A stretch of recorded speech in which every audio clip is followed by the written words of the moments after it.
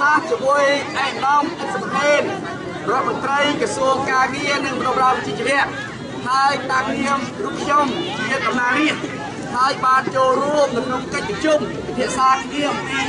បញ្ហាការងារបញ្ហាកម្មករខ្ញុំសូមសង្ខេបជូនបងប្អូនដែលបានជ្រាបគឺថាទី1ទាក់ទងនឹងបញ្ហារោគចាក់វិជាហើយជានឹងឯកឧត្តមរដ្ឋមន្ត្រីលោកសន្យាថាលោកនឹងខិតខំជួយសម្រួលដោះស្រាយនៅបញ្ហារបស់បងប្អូនហើយបញ្ហារបស់បងប្អូនគឺយើងដឹងថាពីហើយថាមានតែខ្លួនចំណុចទេគឺបញ្ហា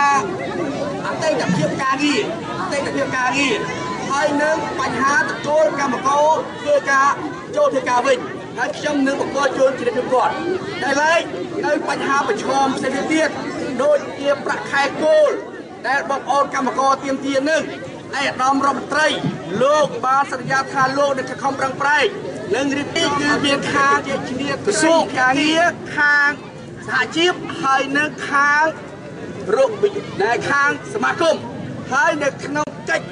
ជួបត្រីភាគីនឹងគឺឯកឧត្តមរដ្ឋមន្ត្រីបានបញ្ជាក់ជូនរដ្ឋសភាថាកែសម្រួលពីដើមមាន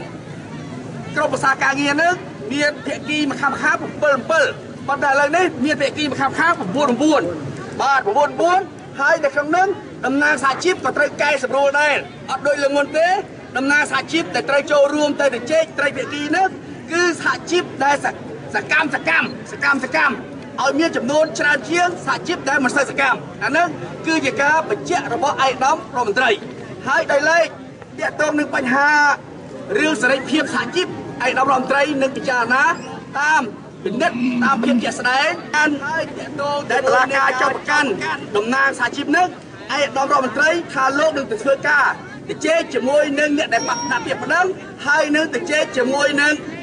ក្រសួងយុតិធម៌ដើម្បីរកវិធីដើម្បីបញ្ចប់រឿងនេះអញ្ចឹងខ្ញុំសូមបង្គាប់ជូនឯកឧត្តមរដ្ឋមន្ត្រីបញ្ជាក់ថែមទៀតបាទ